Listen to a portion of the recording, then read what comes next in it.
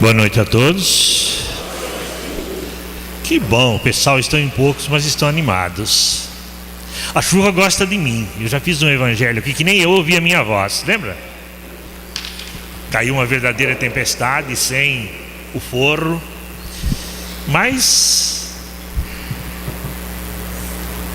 temos que fazer, não é?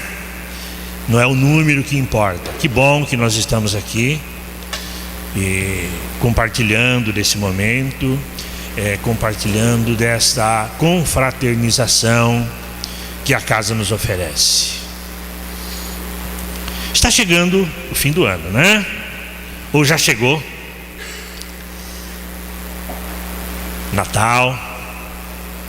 Que maravilha que é o Natal, não é? Vocês gostam do Natal? De verdade, todo mundo gosta? Que bom, né? Mas nós pensamos realmente o que significa o Natal? Eu não vou pedir para levantar a mão não, porque ficaria chato, mas eu faço a pergunta: quem aqui pensa realmente no que significa o Natal? Eu acredito que poucas pessoas. Isso é natural, faz parte da cultura da gente. Eu me lembro que quando eu era garoto, vivia no interior, numa região pobre. Todo mundo era igual, ninguém era mais pobre, ninguém mais rico, a não ser o dono da fazenda, né? E o Natal, a minha família era bastante religiosa, especialmente a minha mãe. Mas ainda assim, não se falava muito em Jesus no Natal. O Natal significava uma macarronada com frango.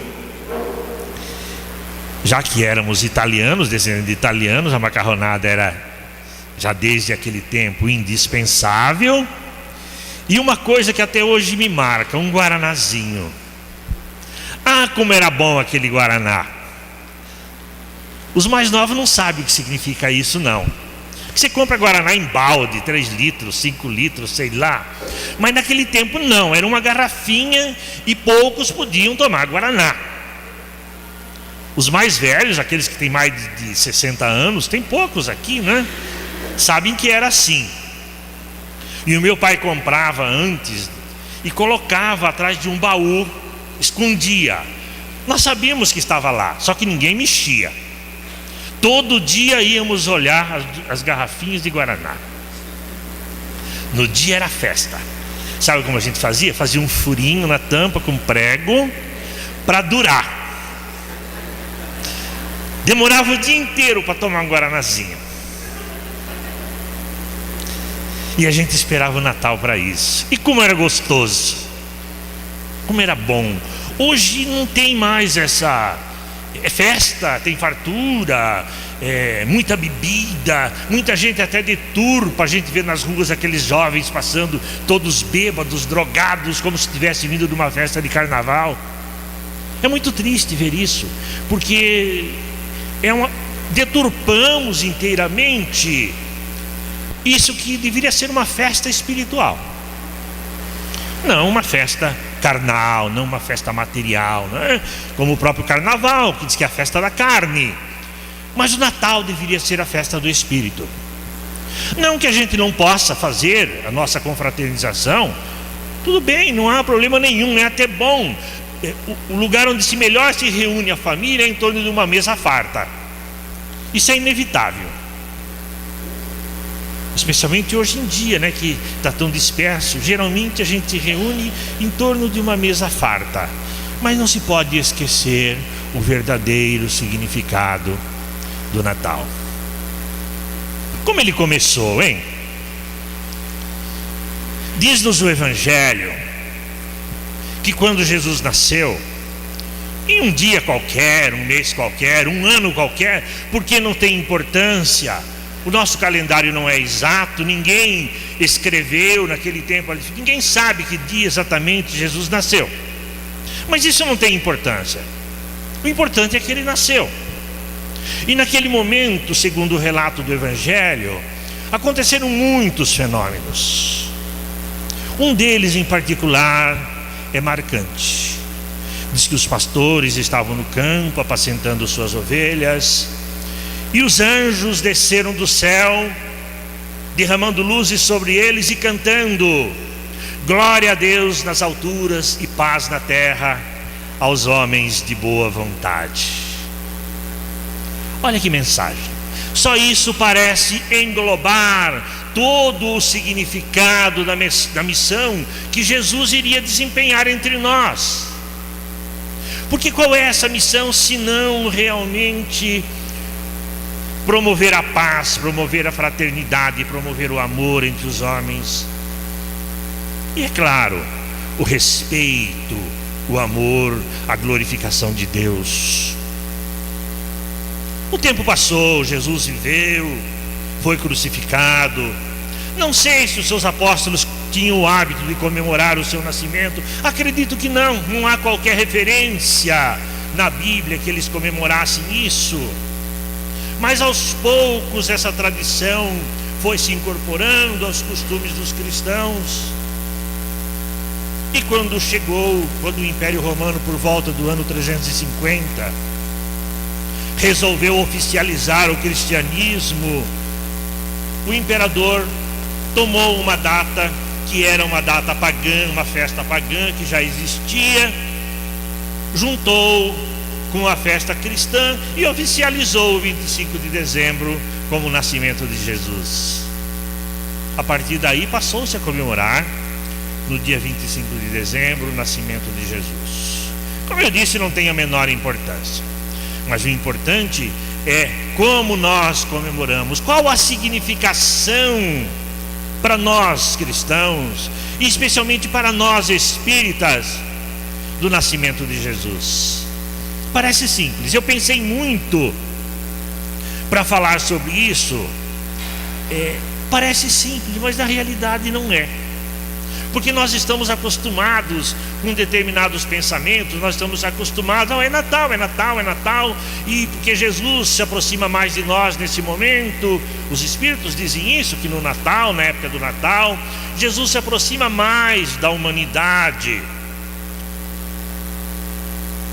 Mas nós temos que buscar nos nossos conhecimentos, nas informações que especialmente o Espiritismo nos traz, o significado disso, qual a importância do nascimento de Jesus. Nós sabemos, né? Os Espíritos nos dizem, cada um tem a sua forma de acreditar. Os católicos e protestantes acreditam que é o Deus que reencarnou. Também essa ideia foi criada pelo mesmo imperador no Concílio de Nicéia, igualando Deus a Jesus, considerando Pai e Filho como uma única pessoa, e o Espírito Santo. Também é uma criação artificial do catolicismo e do Império Romano. Mas eles acreditam, Deus reencarnou. E se Deus reencarnou, eles não falam reencarnou. Se falar em reencarnar, eles pensam em espiritismo, e isso é um perigo. Eles falam encarnou, é diferente, né? Encarnou entre nós.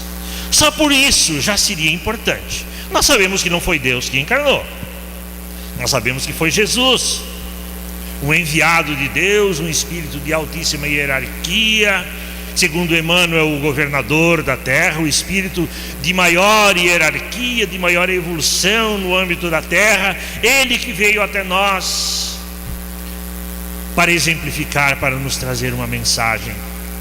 Mas isso parece simples demais. O que tem a ver, né? Nasceu como todo mundo nasce, mas aí nós temos que buscar outras informações. Segundo os Espíritos nos ensinam, à medida que nós evoluímos, à medida que nós crescemos espiritualmente, nós vamos nos tornando cada vez mais sutis. A nossa estrutura perispiritual vai se sutilizando, vai se ficando rarefeita, por falta de um outro termo.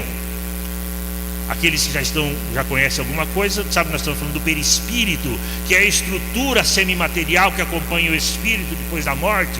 Ela vai se purificando, vai se sutilizando, até ao ponto de desaparecer, de acordo com a nossa capacidade de compreensão.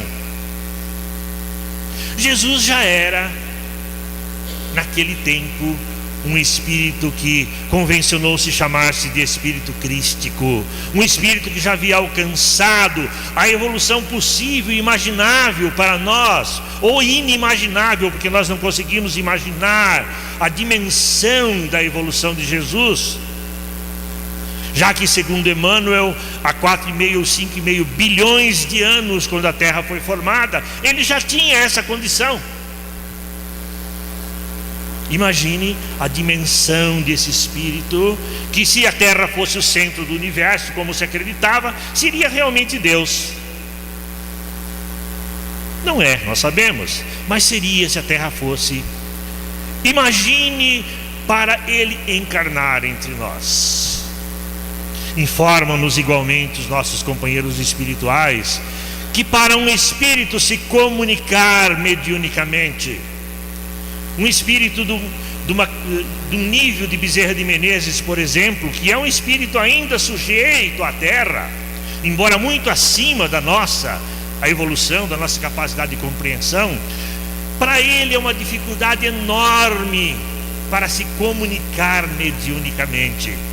É preciso que haja um médium de grande desprendimento, de grande equilíbrio, e que consiga se elevar vibratoriamente à medida em que ele desce vibratoriamente, para que possa haver o contato. Quando a gente fala em mediunidade, parece coisa simples, né? É coisa até relativamente simples no meio de espíritos do nosso nível, mas os espíritos superiores precisam de um grande equilíbrio por parte do médium para que eles possam se comunicar. É por isso que os grandes espíritos se comunicam quase sempre pelos mesmos médios. Não é preferência pessoal, é porque cria-se afinidade. Se para comunicar mediunicamente é difícil, imagine para encarnar entre nós. A comunicação mediúnica é transitória, passageira, momentânea, às vezes alguns minutos. A encarnação de Jesus durou por volta de 40 anos. Imagine o esforço, o empenho, o devotamento de Jesus para fazer aquilo que alguns chamam de descida vibratória, ou seja, adaptar-se à condição, adensar seu perispírito, brutalizar, se é que nós podemos dizer, para que pudesse assumir um corpo de carne. Dizem alguns que ele demorou cerca de 2.000 anos fazendo esse exercício, trabalhando nesse sentido. Não sei se é verdade, não posso afirmar isso, mas Ramatiz particularmente, como eu não gosto muito, não gosto entre aspas, né? Eu não sou muito amigo das mensagens de Ramatiz, mas Ramatiz afirma isso, que Jesus teria demorado 2.000 anos de preparação para poder chegar a encarnar, para vir até nós. Vocês já imaginaram a imensidão desse amor? Vocês já imaginaram quanto Jesus nos amou para fazer isso? Era importante. Claro, diriam, ele não poderia trazer essa mensagem através de outros? Muitas vezes ele fez isso. Inúmeros missionários, inúmeros enviados seus estiveram na terra difundindo novos ensinamentos, difundindo novas ideias, clareando as mentes. Se nós formos ler a introdução do Evangelho segundo o Espiritismo, nós vamos ver que Sócrates, 500 anos antes de Jesus, já ensinava muitas coisas que Jesus ensinou. Porque Jesus não veio de abrupto trazer uma ideia nova. As ideias que ele trouxe já eram muitas delas conhecidas. Mas quem mais poderia exemplificar? Quem mais teria o despreendimento e a autoridade para exemplificar os seus ensinamentos?